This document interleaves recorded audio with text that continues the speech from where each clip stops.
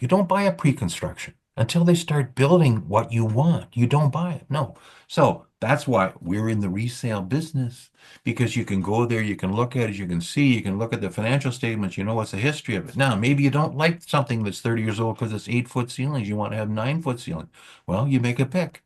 You can have three parkings and 8-foot ceilings, or you can have no parking and 10-foot ceilings. Which one's for you? Welcome to this episode of Real Estate Chat with Robert Eden. Yonder, Perez. And Robert, to solve the supply, the housing issue, the lack of available, I guess, inventory out there. I mean, mind you, there's a ton of resale inventory, but we're talking about new condos and developments, which, oh, by the way, there's going to be a ton of that as well. But there's a reason why some condos aren't being built, and a lot of it falls on decision making. So, Robert, you went to what do you call it? A city hall meeting or? Well, yes, it was a committee meeting, a development services committee of Markham, where this is where any kind of a proposal gets considered before it goes to council. And so what And happened there was a proposal was to be made for what, a 40, you said a 40-story condo building. well, every single plaza in Metro Toronto is being redeveloped because it's 40 years old. And the Loblaw store is now an independent grocer and it's all beat up and nobody goes there and everything like that. So they're putting condos on every single piece of land that they could based on the fact they started this thinking process 4 or 5 years ago. So everything was gung ho then. And now they're trying to figure out what to do. And the provincial government has made all kinds of intensification. If via transit, you can do almost anything and throw out the parking rules and throw out and changed everything. And the municipalities are scratching their heads saying, how can we make a community with these rules that permit everything that might work downtown? But here we are, we're in Markham, we're north of Steeles, and this is up nearly to Highway 7. How can you make us have that kind of a community there? People don't want that there, but you're forcing us to do it because you're giving the developer permission to do it. And if we don't agree, he takes us up to the land, whatever they call it, committee now that makes a decision we can't appeal.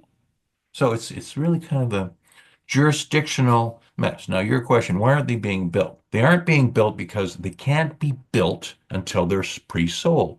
Till 70% is pre-sold, nothing, no hole gets dug.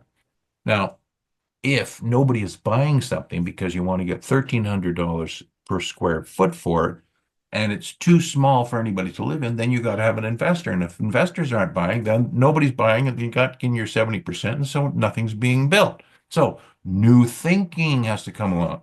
Now, everything they've tried has failed. Converting office space failed. Putting up rental buildings. Yeah, but they're just so expensive now. You're not creating new cheap, you're creating new expensive. So did they solve the affordability problem? No. Now, is supply making new units the solution? Is saying to every homeowner that you can put 3 units in your house if you want to put a garden suite in the back, if it's permitted, you have a wide enough driveway or you're back on a lane, you can have four as of right. Never mind what the municipal bylaw says, never mind what your neighborhood says. Is that good? Well, it sounds good, except if your neighbor's doing it and it screws you up, then it's not good and you have no appeal. And are you going to vote for that guy next time? No, you're not. So when the local politician finds out about that, he votes against it. And so they delay it, they delay it. Sometimes if it doesn't get done, it doesn't get done. Now, the Markham Services Committee that I went to at Royal Orchard and Yonge, there's an existing plaza and another building right next door. And big developers come along with a proposal for 5 buildings. They're going to do it in phases, but one of the ones, the highest as possible, will be 40 stories, which is unprecedented. It's a neighborhood of like a 10-story building is the 30-year-old condo that's next door.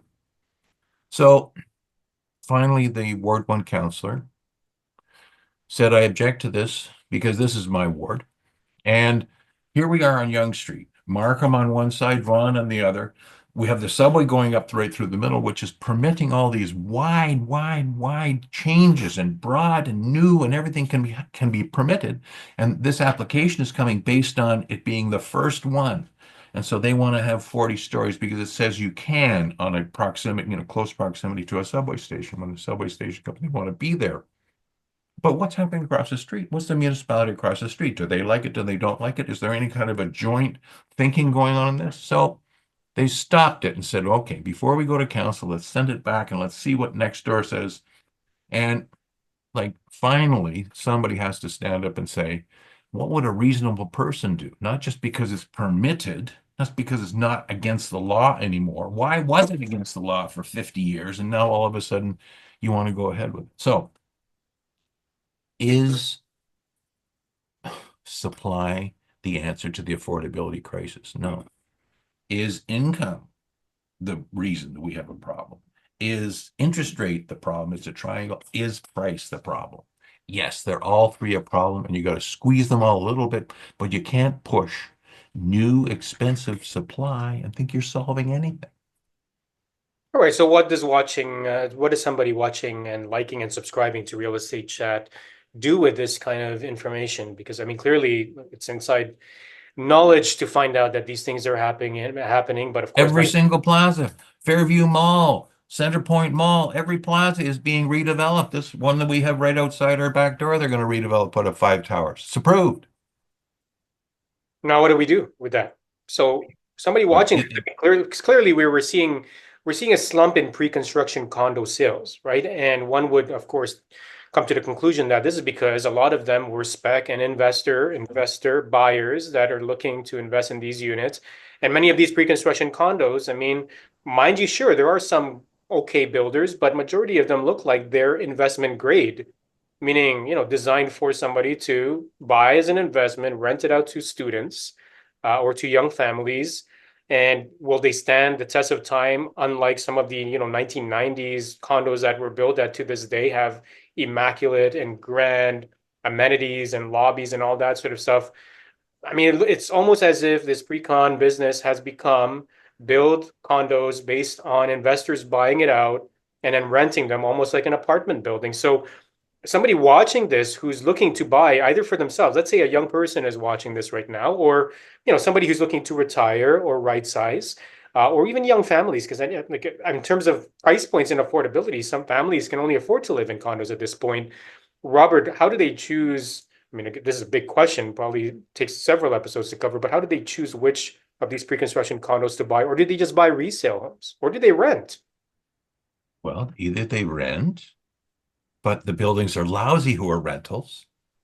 Unless you go to Gates of Bayview where they maintain a standard, but there's still rent control, and that kills everything, quality. And so you don't buy one. You don't buy a pre-construction until they start building what you want. You don't buy it. No.